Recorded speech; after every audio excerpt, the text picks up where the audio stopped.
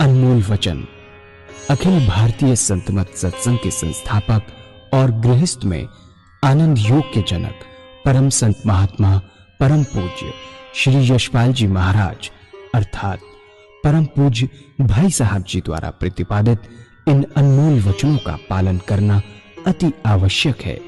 ये वचन हमारी गृहस्थ आध्यात्मिक साधना के लिए मूलभूत सिद्धांत हैं, जो इस प्रकार हैं। हम दुनिया की हर चीज की कीमत आंकते हैं, अपने मानव जीवन की कीमत भी जाने व परमात्मा की प्राप्ति हेतु साधना करें। मनुष्य योनि एक उपहार है, इसीलिए परमात्मा को धन्यवाद देते हुए आधा घंटा प्रातःकाल, आधा घंटा सायंकाल पूजा अवश्य करें। सत्संग, सतनाम व सद्गुरु को प्राथमिकता देते हुए इसी के आधार पर ध्यान योगाभ्यास अवश्य करें व गृहस्थ के कार्यों को परमात्मा का कार्य समझकर उसी की याद में संपन्न करें। हर समय यह ध्यान रहे कि गुरु कृपा द्वारा परमात्मा की पवित्र सत्ता का हमारी आत्मा में वास है, अतः मन में निरंतर अपने इष्ट देव का जाप करें। मान सम्मान की इच्छा ना करें व अपमान से दुखी ना हो। परमात्मा के अतिरिक्त किसी और का भय ना करें। दूसरों की बुराई न करें, न सुने, सत्य व मधुर बोलें, अश्लील शब्द मुंह से ना निकालें, सभी से नम्रतापूर्ण व सुंदर व्यवहार करें। धर्म पत्नी के अतिरिक्त अपने से बड़ी से माता जैसा, बराबर की से बहन जैसा व छोटी से पुत्री जैसा व्यवहार करें। सांसारिक जीवन यापन की आवश्यकताएं अंतहीन है, इसलिए अधिक से अधिक समय सत्संग में व धन परोपकार में खर्च करें। याद रखें, न स्त्री माया है, न धन दौलत, न ही परिवार। माया वह है जो हृदय को परमात्मा से दूर हटा दे। अतः निरंतर सत्संग और सद्गुरु की शरण में रहने का प्रयास करें। भोजन अपने इष्ट को अर्पण कर प्रसाद रूप में परमात्मा की याद में करें। रात्रि में सोने से पहले अच्छे बुरे कार्यों का आत्मनिरीक्षण कर उसका समुचित पश्चाताप करते हुए ध्यान करें व प्रभु की गहरी याद में ही विश्राम करें। परमात्मा तू ही है, तेरी इच्छा पूर्ण हो।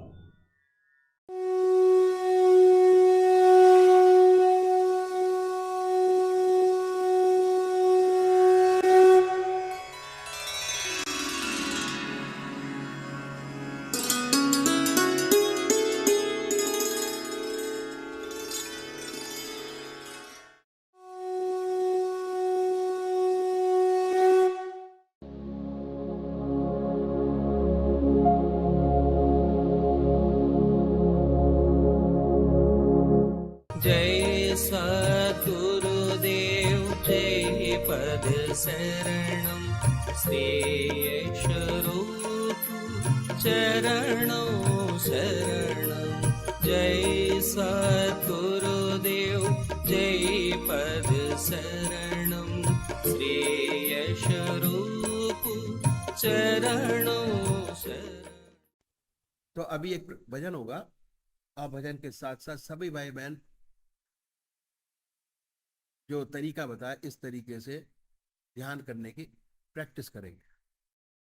मेरे बापू जी बख्शो गरीब निवाज, जो मैं पूत कपूत हूँ,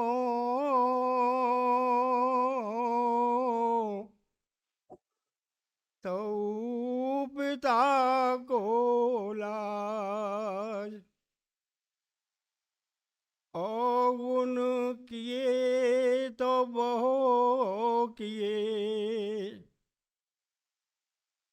करत न मानिहार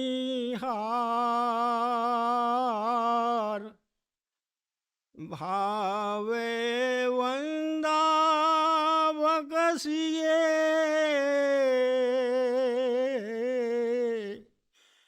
भावे गर्दन मार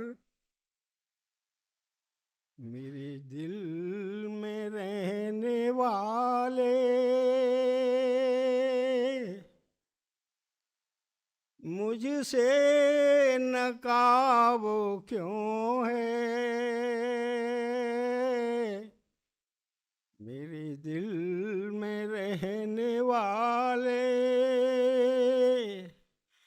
मुझसे नकाबो क्यों है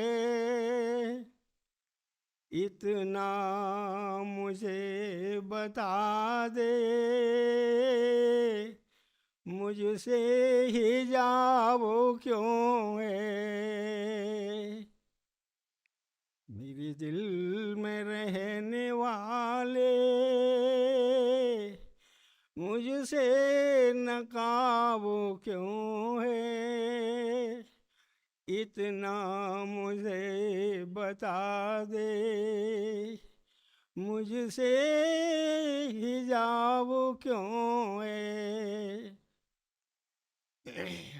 मैंने तो ये सुना है मैंने तो ये सुना है तू दाता है जहाँ का मैंने तो ये सुना है तू दाता है जहाँ का लाखों को तूने तारा लाखों को तूने तारा मुझसे हिसाब क्यों है मेरे दिल में रहने वाले मुझसे नकाब क्यों है इतना मुझे बता दे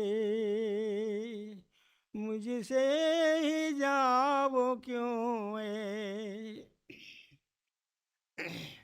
लाखों गुनाह मेरे होंगे ये मैंने माना लाखों गुनाह होंगे ये मैंने माना गैरों से कुछ न पूछा गैरों से कुछ न पूछा मुझसे हिसाब क्यों है गैरों से कुछ न पूछा मुझसे हिसाब क्यों है इतना मुझे बता दे इतना मुझे बता दे मुझसे हिजाब क्यों है तूने जिसे अपनाया उसको खुदा बनाया तूने जिसे अपनाया उसको खुदा बनाया उनका नसीब अच्छा उनका नसीब अच्छा मेरा खराब क्यों है मेरे दिल में रहने वाले मुझसे नकाब क्यों है योगी की इस बस्ती में, योगी की इस बस्ती में, है कुल कमाल तेरा, है कुल कमाल तेरा। बेहद का तू है दरिया, बेहद का तू है दरिया। मुझसे सवाल क्यों है, इतना मुझे बता दे। मुझसे जाओ क्यों है, मेरे दिल में रहने वाले। मुझसे नकाबो क्यों है। वेस्टर्न कल्चर की छाप पड़ी हमारे ऊपर और हमारा स्टैंडर्ड 2.5 फुट ऊंचा हो गया। पहले जमीन पर बैठकर भोजन करते थे, अब मेज कुर्सी पर बैठ के भोजन करते, कोई नुकसान नहीं, आराम से किया जा सकता। क्या है कि जितने दुनिया के वार्तालाप है वो हम खाने की मेज पर बैठ के करते हैं, क्योंकि हमने अपने आप को वेस्टर्नाइज कर दिया, पश्चिम सभ्यता को अपना लिया। इस तरीके में तब्दीली लानी होगी यदि आप आध्यात्मिक जिंदगी चाहते हैं। और परिवर्तन क्या है कि जब भोजन आपके सामने आए, अपने इष्टदेव के अर्पण कर दीजिए। जो भोजन आपके सामने आए तो अपने इष्टदेव भगवान के अर्पण कर दीजिए। हर ग्रास, हर कौर अपने इष्टदेव की याद में खाएं। कोई चीज बगैर परमात्मा की याद के आपके शरीर में न जाए, कोई चीज बगैर परमात्मा की याद कराते हैं। अभ्यास क्या होगा इससे? भोजन की एक विशेषता है कि भोजन विचारों में डूब कर किया जाता है। जो खून बनेगा उन्हीं विचारों का रंगा हुआ बनेगा। यदि आप क्रोध में भोजन करेंगे तो क्रोध ही पैदा होगा। शांत स्वभाव से भोजन करेंगे तो शांति ही पैदा होगी। क्रोध में किया हुआ भोजन, आदमी शांत नहीं रह सकता, गुस्सा ही आएगा उसको हमेशा। भोजन की एक विशेषता है कि जिन विचारों में डूब कर किया जाता है, खून बनेगा उन्हीं विचारों का रंगा हुआ बनेगा। अगर आप भगवान की याद में भोजन करेंगे तो दिन भर जब भी आप खाली होंगे, ऑटोमेटिक ईश्वर की याद है, अपने आप। प्रैक्टिकल है, अपने आप याद आएगी, दूसरा मन जाएगा ही नहीं। तो अब क्या है कि भक्ति के लिए जब तक आपका खून नहीं बदल जाता, भक्ति नहीं आती। भगवान श्री कृष्ण ने गीता में 4 विशेष बात बतलाई। पहला आहार की शुद्धि, दूसरा विहार की शुद्धि, तीसरा अभ्यास, चौथा वैराग। तो ये संतों ने आसान तरीका बताया कि कैसे सहूलियत से हो जाए। अगर इस तरीके से जो भोजन करेंगे तो जो खून बनेगा परमात्मा की याद का रंगवा बनेगा। और जब भी आप खाली होंगे, ऑटोमेटिक आपका मन परमात्मा की ओर चला जाएगा। दूसरी तरफ मन जाएगा ही नहीं, क्योंकि आप भोजन परमात्मा की याद में कर रहे हैं। आप पूजा में ही परमात्मा की याद करते हैं, तो ये आधा घंटा दोपहर भोजन का और आधा घंटा रात्रि का समय ऑटोमेटिक परमात्मा की याद में निकलना शुरू हो जाएगा, चला जाएगा। तीसरी बात क्या है कि इन संतों ने बड़ा भारी जोर दिया स्वादेंद्रिय निग्रह के ऊपर। स्वाद की निग्रह, जब तक स्वाद पर कंट्रोल नहीं होता तब तक आत्मा की सारी इंद्रियों पर कंट्रोल नहीं हो पाता। स्वाद पर कंट्रोल करने का बड़ा सब और सुंदर तरीका संतों ने बताया। बहुत से महात्मा बहुत कष्ट उठाते हैं स्वाद पर कंट्रोल करने के लिए। कोई फीका छोड़ता है, कोई मीठा छोड़ता है, कोई नमक छोड़ता है, कोई सारी चीजें मिलाकर खाते हैं। हमारे सदगुरुओं ने, बहुत से महात्मा तो घास घोट घोट कर पीते हैं। कहते ये तो घास घोट के सारी जिंदगी निकालती है, उन्होंने कुछ खाया ही नहीं। और स्वाद पर कंट्रोल करने का, परमात्मा की याद में अगर भोजन करेंगे तो स्वाद से अपने आप ऊपर उठ जाएंगे, स्वाद से उठ जाएंगे। अब पूजा के आपके 2 घंटे हो गए, आधा घंटा सुबह पूजन, आधा घंटा सायंकाल पूजन, आधा घंटा दोपहर भोजन, आधा घंटा रात्रि भोजन। उसके बाद आगे चले, 2 घंटे परमात्मा की याद, 22 घंटे दुनिया की याद। अभी काम नहीं बनेगा, कभी मन लगेगा कभी नहीं लगेगा, कभी याद आएगी कभी नहीं आएगी, कभी मन चलेगा कभी नहीं चलेगा। और उसके बाद बताया कि हर मनुष्य सोता है और सोने में 6 घंटे सब लगाते हैं, 6 घंटे सब सो। ये टाइम अब तक बेकार चला जा रहा है। दुनिया की सोचते हैं, दुनिया के सपने देखते हैं, दुनिया की चीजें सपने में दिखाई देती हैं। दिन भर वही सोचना, वही रात को सपने दिखाना। सोने से पहले 20 मिनट परमात्मा को दे दें, ज्यादा नहीं, 20 मिनट चाहिए आपके बस। विहार की शुद्धि हो जाएगी। भगवान श्री कृष्ण ने विहार की शुद्धि पर बड़ा भारी जोर दिया। कहते हैं कि विहार शय्या योगक्षेम का क्षेत्र है जहाँ साधक को सच्ची प्रगति मिलती है। 6 घंटे, 20 मिनट परमात्मा के, 6 घंटे आपके अपने। कैसे? इसका तरीका कैसे बताया कि जब दुनिया के सारे काम समाप्त हो जाए, अपनी चारपाई पे बैठे बड़े आराम से, बड़े प्यार से दुनिया के सारे काम खत्म कर दिए। हमारे महाराज जी कहा करते थे कि डायरी संसार के कामों के लिए, और जो ऊपर की कन्नस है जिसपे डेट लिखी होती है, वो अध्यात्म के लिए रखिए। अगर सुबह आपकी पूजा होती है तो उस पर लिखिए आधा घंटा सुबह, प्लस शाम की अगर पूजा बनती है तो आधा घंटा प्लस करिए। खाना परमात्मा की याद में खाया तो आधा घंटा, शाम को खाया तो आधा घंटा, सोए परमात्मा की याद में 6 घंटे, 8/24 रोज रिव्यू करिए। जैसे हर चीज को रिव्यू करते हैं उस तरीके से अपनी आध्यात्मिक शक्ति को भी रिव्यू करिए, जिससे जिज्ञासा बनी रहे कि अभी इतना रह गया, इतना और करना है, इतना और करना है, इतना रह गया। जब तक किसी चीज को रिव्यू नहीं करते तब तक प्रोग्रेस नहीं होती, बनते। तो अब करना क्या है कि सोने से पहले 20 मिनट परमात्मा को दे दें। कैसे होगी?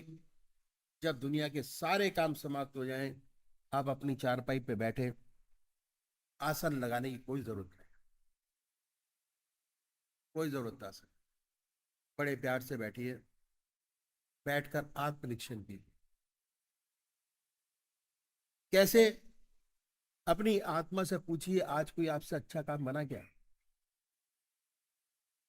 अगर कोई ऐसा काम, परोपकार का काम ऐसे बना है तो उसे भगवान के अर्पण कर दीजिए कि हे प्रभु आपकी दया कृपा से हुआ, आपको अर्पण है।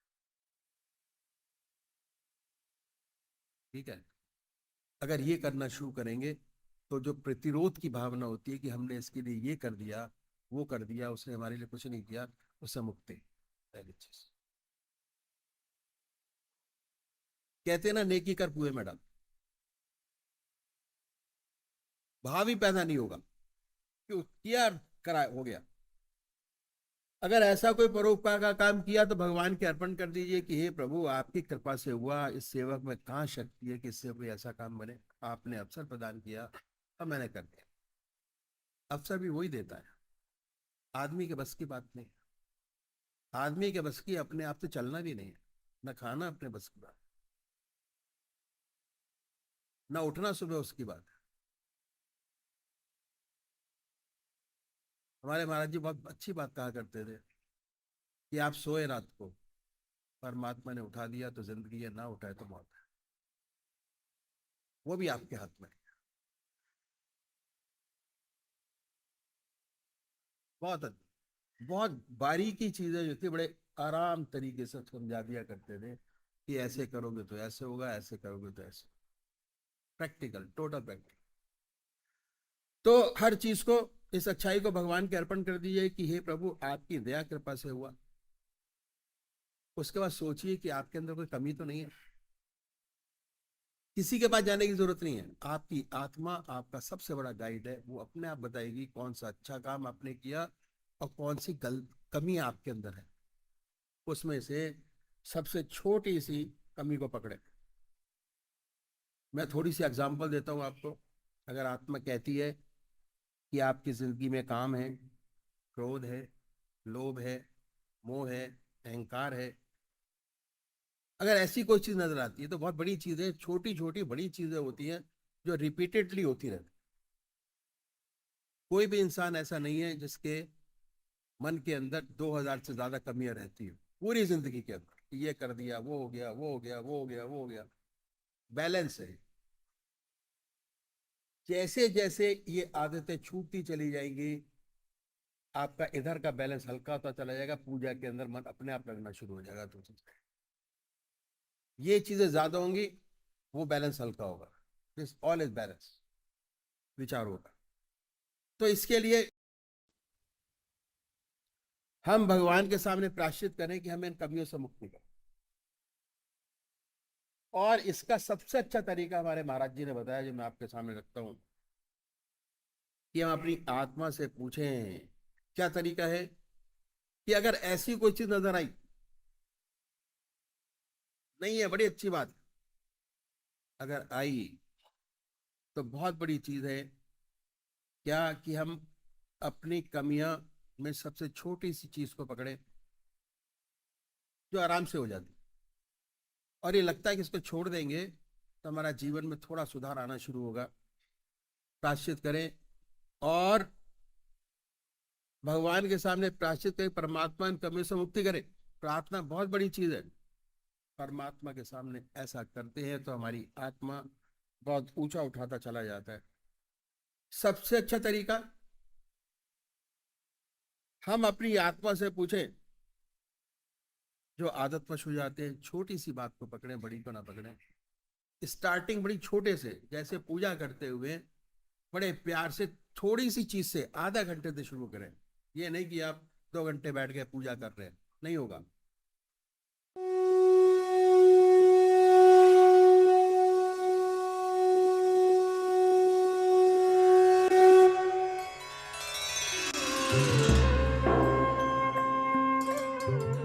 ध्यान योग के कार्यक्रम आनंद योग से निशुल्क जुड़ने के लिए संपर्क करें 9810239677।